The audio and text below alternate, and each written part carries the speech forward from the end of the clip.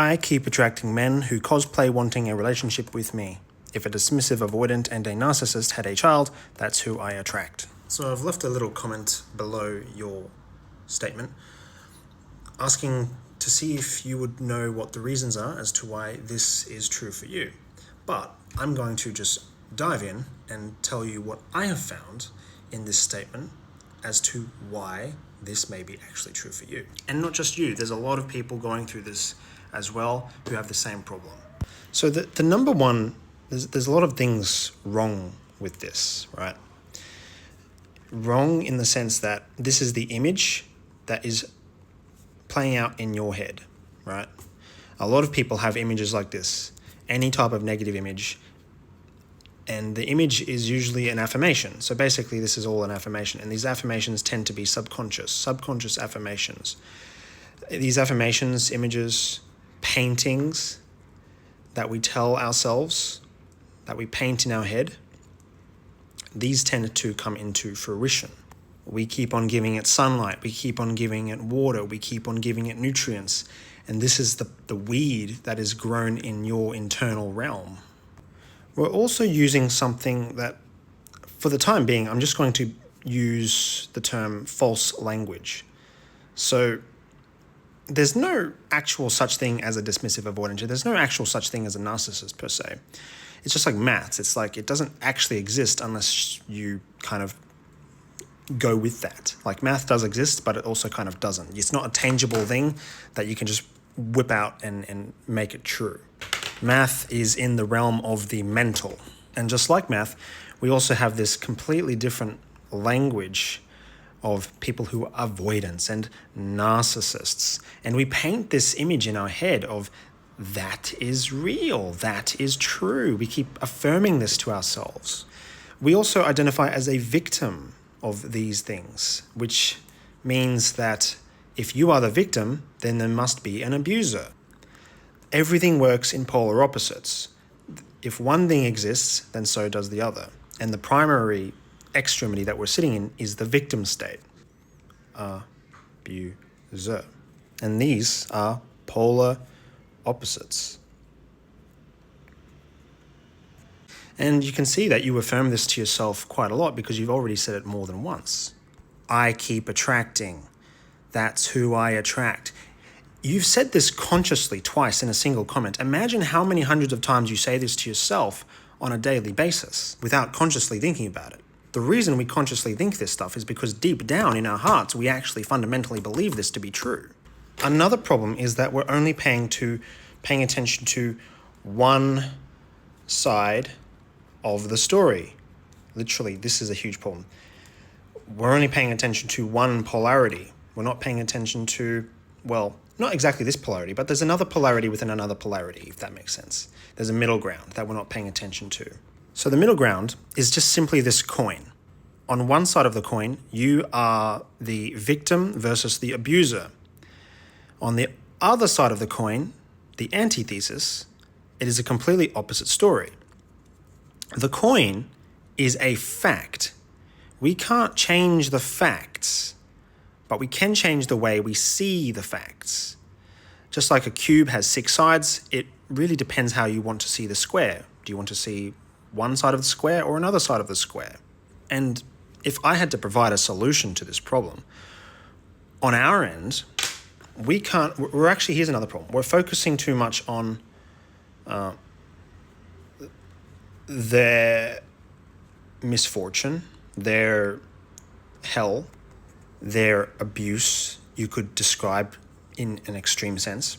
We're too much focused on their abuse and our own victimhood. It's very external. But if you notice here, as I've been trying to point out, if we focus on our internal world instead, we can change all of this. Because there are certain things that you can control and there's certain things that we cannot control. So we can't control the weather, but you can control how you dress depending on the conditions of the weather and the temperature and the rain and the sunlight, right? You can change all that on your side of the story. Now, these people, abusers, narcissists, avoidants, etc., assuming that is true, it could be true and there could be some validity to it.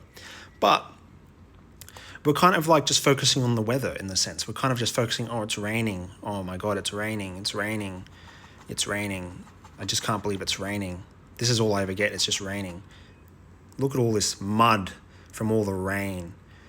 We're kind of immersing ourselves and falling in love with this woe is me story in a sense. No, I'm not saying that you personally or anything like that identifies with this, but this is just a general consensus that I see all the time. We tend to fall in love with our own suffering, and we tend to escape the suffering by blaming, accusing, assuming. And so with the internal realm that I'd like us to pay attention to, if I've got any room left here, there's a cycle, right, that we need to change, right?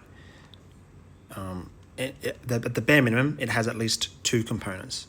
And one component, the weather, the abuser, all that BS, we don't have control over this part of the cycle. But we do have control over our end of the cycle.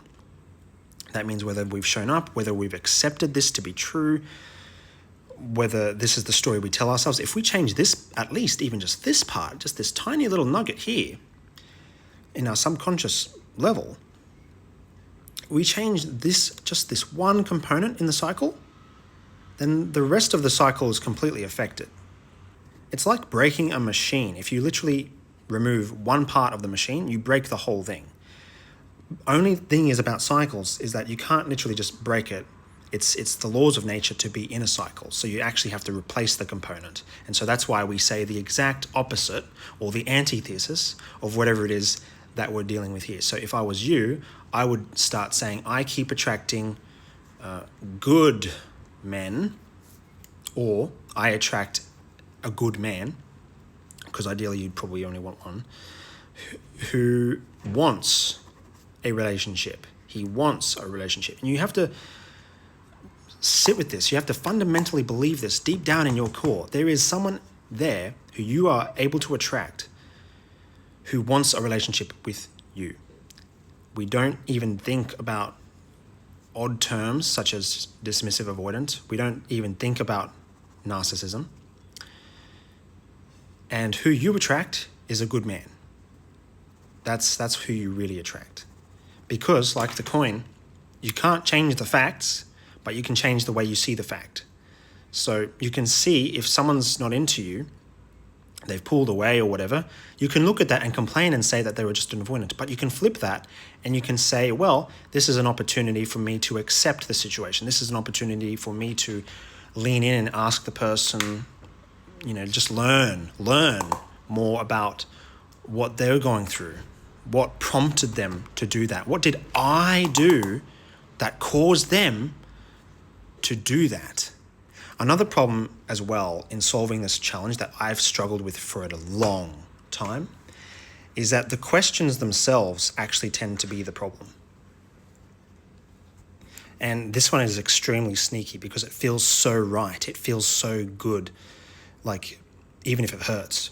So instead of asking in the sense, what did I do to cause him to hate me, pull away, treat me like a narcissist, you can instead ask yourself a very strange question and ask yourself, what am I doing that makes me feel safe with him?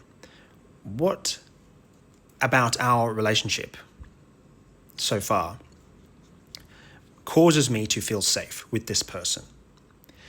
Now, I have been working to build emotional safety with people for a long time. This is something I've been studying for a long time. And this is usually the core between why people treat other people harshly, generally speaking.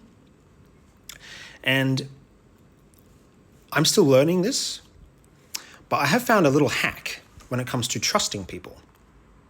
Now, this is only for the short term. If you want to trust someone, you have to, if you want someone to trust you, you have to give them trust first. And I suppose the same could probably be true for safety. I'm still learning this and figuring this out for myself, but with the trust, I have personally witnessed this. If I give trust to people, they generally tend to trust me. So imagine if you, in the cycle, start feeling safe first and grounded first, and see what happens as your default rather than the opposite.